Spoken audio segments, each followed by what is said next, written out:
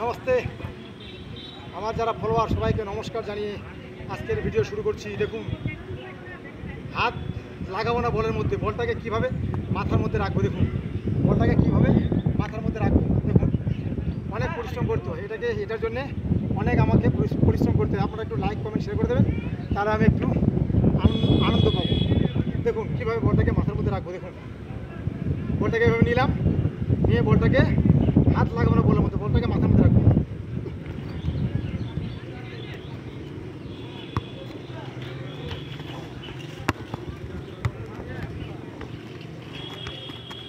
দেখুন কীভাবে প্র্যাকটিস করছি। দেখুন দেখুন